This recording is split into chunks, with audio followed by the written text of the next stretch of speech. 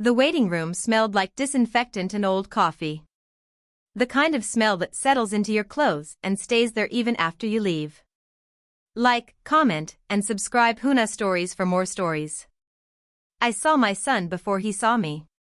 He was folded into a plastic chair like something left behind, clothes stained, beard grown wild, hands shaking just enough to notice if you were looking for it. He kept staring at the floor as if it might open and take him with it. I didn't say his name.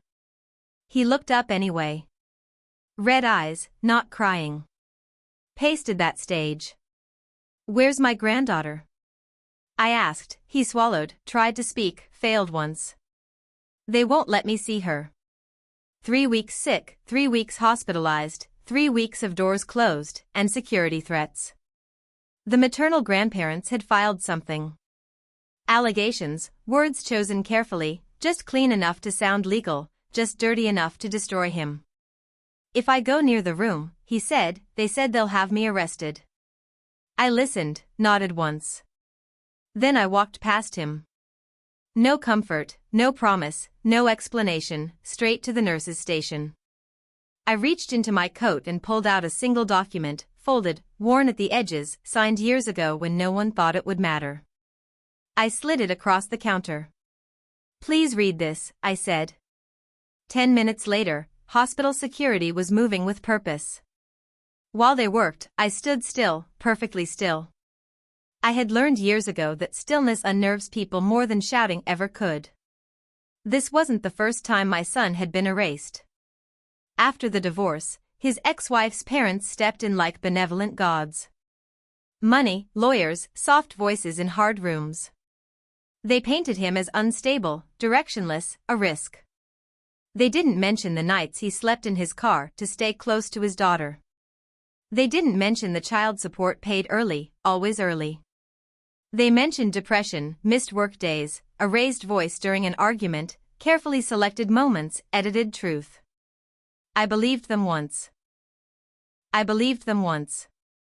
Or maybe I wanted to. That's the betrayal that sticks. Not what strangers do, what family convinces you to overlook. When my granddaughter got sick, they tightened their grip.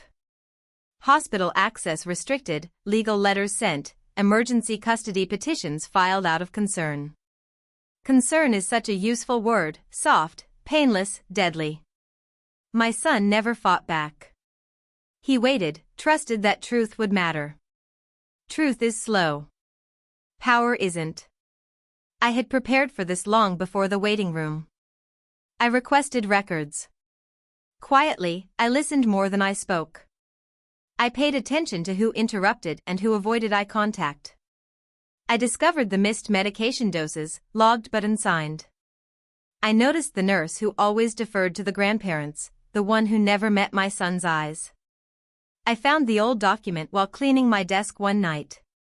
Medical power of attorney, temporary guardianship authority, signed when my son spiraled after the divorce. Signed so I could protect my granddaughter if something happened. Something had happened. I didn't confront anyone. Not yet. I verified signatures, confirmed it was still valid. I waited for the right moment. Waiting teaches you things. Who panics? Who grows careless? Who believes they've already won?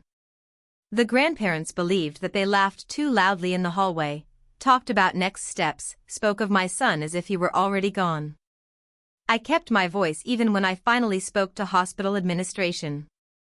No accusations, just documentation. Facts don't need emotion. They just need space.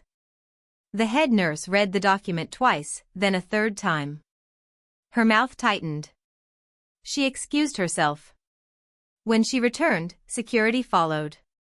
My son was still sitting where I left him. He didn't look up when they approached. He expected removal. He was used to it. Instead, they helped him stand. "Sir," one of them said gently, "you're cleared to see your daughter." Confusion hit first, then fear, like joy might be a trick. Down the hall, the grandparents erupted, voices sharp, accusations flying. "You can't do this." I stepped closer, close enough for them to smell the coffee on my breath. I can, I said. And I have. They argued legality, claimed fraud, threatened lawsuits. I watched their faces when the nurse explained, when the document was acknowledged, when their authority dissolved in real time. They didn't look at my son. They looked at me. Security escorted them out. Not roughly, just firmly. The way professionals remove problems without raising their voices. As they passed me, the grandmother hissed something about regret, about consequences. I leaned in, quiet.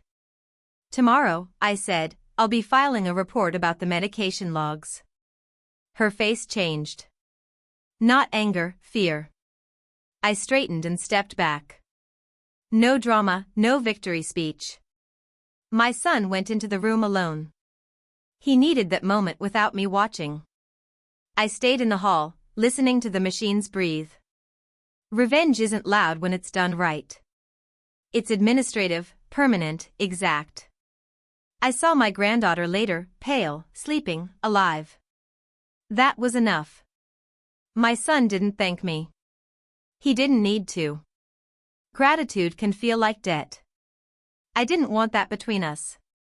I gathered my coat, walked past the exit where the grandparents had been removed.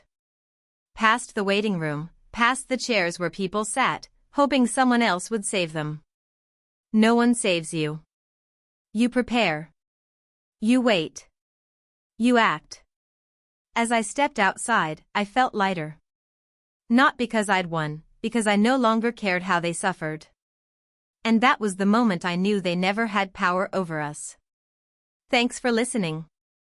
Like, comment, and subscribe Huna Stories for more stories.